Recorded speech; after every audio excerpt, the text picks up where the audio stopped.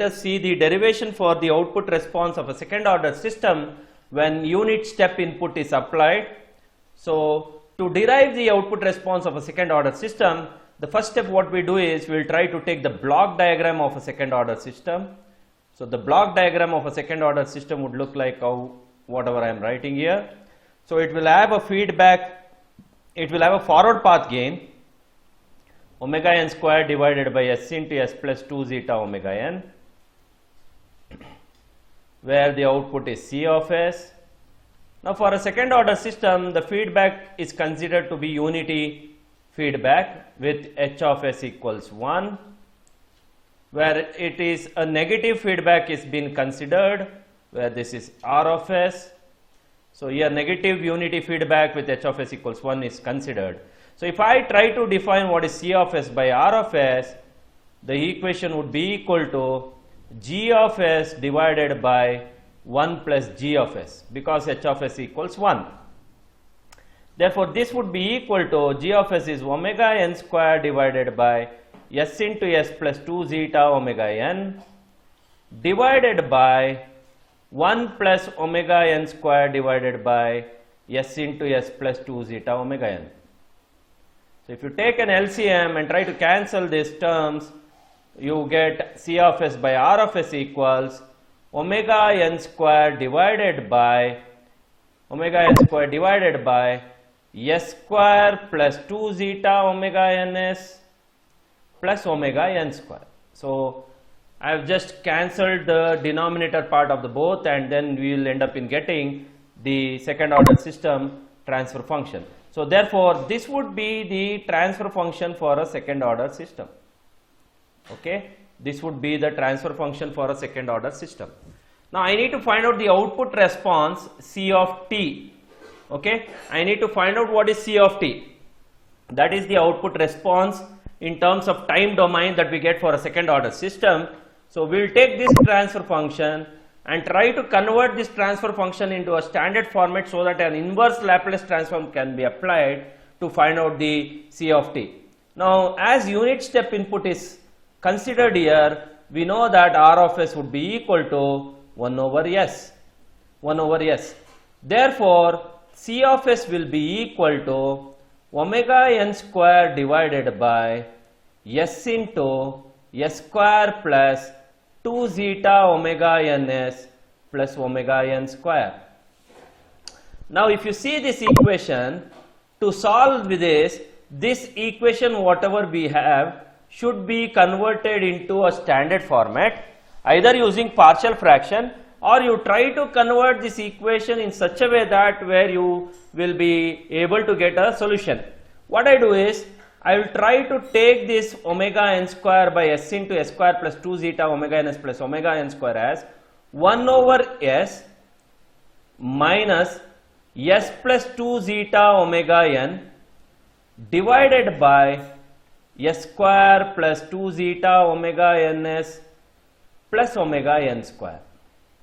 Now if you try to multiply these two terms, you see if I take the LCM, so LCM would be s square plus 2 zeta omega ns plus omega n square minus s into this, so it is s square minus 2 zeta omega ns divided by s into s square plus 2 zeta omega ns plus omega n square. So I took the LCM and found the answer for this division whatever I have done. Now if you try to see here, s square and s square gets cancelled, 2 zeta omega ns and 2 zeta omega ns gets cancelled, so you are left out with omega n square in the denominator, where you get omega n square divided by, so omega n square in the numerator, where you get omega n square divided by s into s square plus 2 zeta omega ns plus omega n square. So you got the same thing whatever I have written here. So therefore I can split up this above equation into this value. So therefore now this is the standard format where I can apply the inverse. But how come for this I haven't got a standard form? So what will I do? I'll try to split that now. 1 by s minus, I'll try to split into two different terms. One way I'll take s plus 2 zeta omega n as s plus zeta omega n. I'll just split up into two, s plus zeta omega n divided by s square plus 2 zeta omega ns plus omega n square, then added with one more zeta omega n, because 2 zeta omega n I have splitted it, so added with zeta omega n divided by s square plus 2 zeta omega ns plus omega n square. Now what would be the next step that I will take here is, this would be equal to 1 over s minus, as you observe we have s plus zeta omega n in the denominator. If I try to do something with the s plus zeta omega n that I have in the numerator, if I try to work out with this denominator in some way where I can convert into standard form where inverse can be applied, so I will do that. So it is s plus zeta omega n divided by, what I will say is s square plus 2 zeta omega ns. I will add and subtract with zeta square omega n square. I will add and subtract with zeta square omega n square plus omega n square.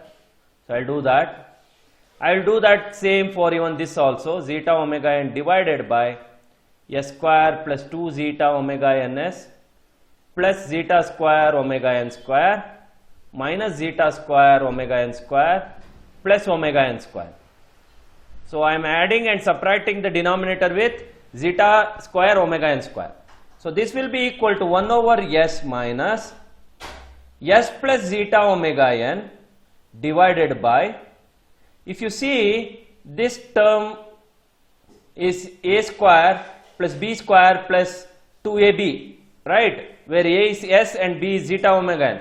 Therefore I can say it is s plus zeta omega n the whole square plus, I'll take omega n square common in this two, I'll be getting omega n square into 1 minus zeta square. Similarly, I'll do the same for this also, where zeta omega n divided by s square, so I'll say s plus, because both will be same, s plus zeta omega n the whole square added with omega n square into 1 minus zeta square. Okay, so this omega n square into 1 minus zeta square, there is a definition for damping frequency or damping natural frequency, which is omega d is equal to omega n into square root of 1 minus zeta square. So this is the damping natural frequency. What does that mean here is, a natural frequency is been multiplied by the variation in terms of zeta. That is what omega n is multiplied with square root of 1 minus zeta square. So therefore, because of that zeta, we call it as omega d to be equal to the damping natural frequency.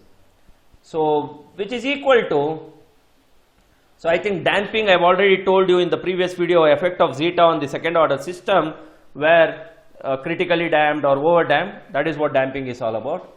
So therefore this is equal to 1 by s, so this is equal to 1 by s minus s plus zeta omega n divided by s plus zeta omega n the whole square plus this omega n square 1 minus zeta square, which can be omega d square. See, omega d square is what?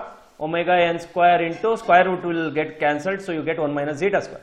Therefore I can say this is omega d square. Okay, omega d square added with zeta omega n divided by s plus zeta omega n the whole square plus omega d square.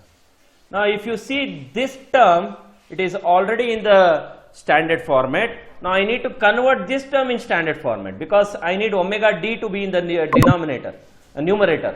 Okay, so therefore that is equal to 1 over s minus s plus zeta omega n divided by s plus zeta omega n the whole square in plus added with omega d square plus I will multiply and divide by omega d here, which can be omega d by omega d into zeta omega n divided by s plus zeta omega n square plus omega d square.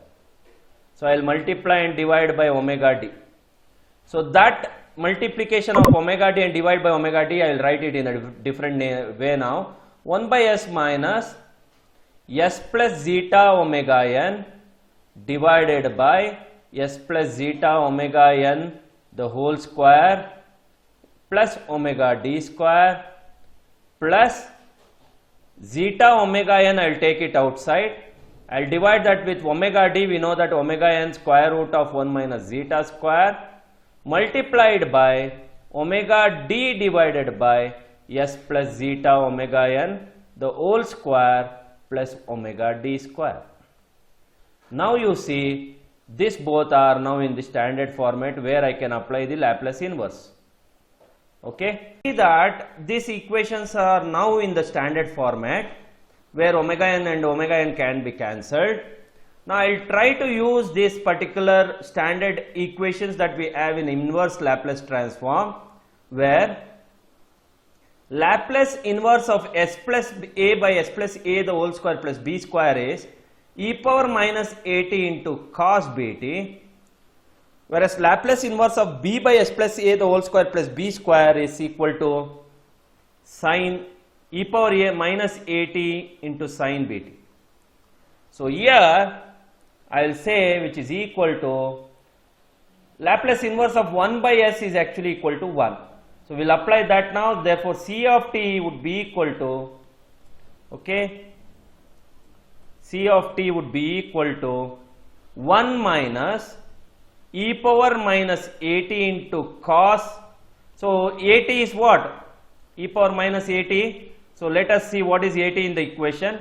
E power minus a is zeta omega n, therefore zeta omega nt into cos omega dt, because we have this equation and this equation, if you compare, omega d would be equal to b plus zeta divided by square root of 1 minus zeta square into sin, so into e power minus zeta omega nt into sin omega dt, into sin omega dt. So therefore this is equal to, I will take e power minus zeta omega nt common outside, and I will take this LCM of root of 1 minus zeta square, and I will also take that to be outside, root of 1 minus zeta square. Therefore this will be equal to root of 1 minus zeta square into cos omega dt plus zeta into sin omega dt.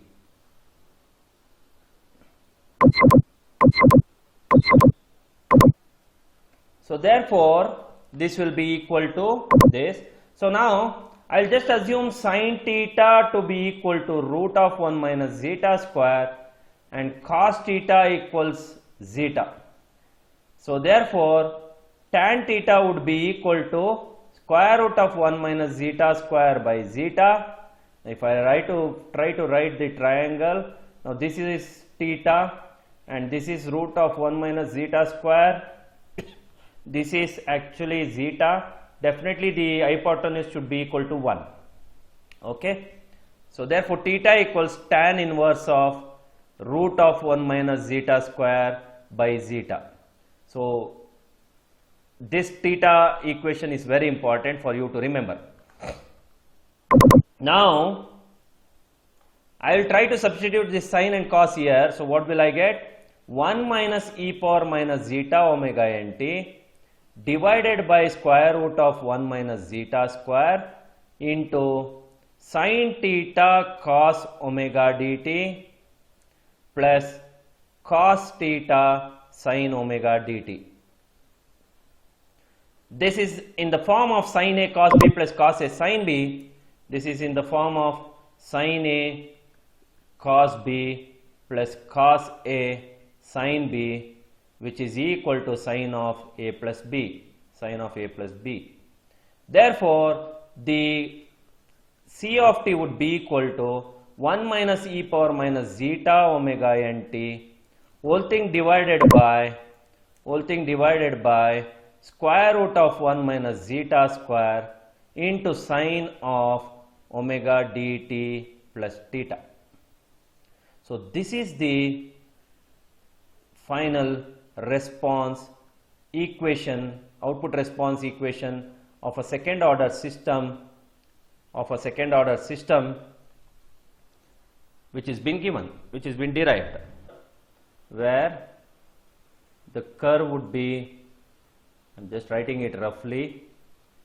So this would be the unit step response output, which is normally 1, where the response of this second order system would be shown like this.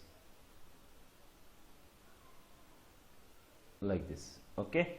So this is what the response of the second order system that you get, where you get some sort of sinusoidal oscillation here, and finally that output reaches to the steady state. Now here, as t tends to infinity, if you check, as t tends to infinity, e power minus zeta omega nt would be equal to e power minus infinity, which is equal to 0. So therefore 1 minus 0 into anything is 0, therefore c of t will be equal to 1. So that is the reason the steady state output is gradually reaching to condition 1, okay, as t tends to infinity, whereas this sinusoidal variation that you get because of this sine term that you have in the equation. Therefore this would be, 1 would be the steady state response, whereas this term e power into sine whatever we have would be the transient response, okay, where CTR is the transient response. Transient in the sense the time taken for the output to reach till the steady state, that is what the transient response is all about, okay. So therefore this would be the second order system equation, response equation for an unit step input when it is been applied, and this would be the time curve that we have written here, okay. I hope you have understood the derivation. Thank you.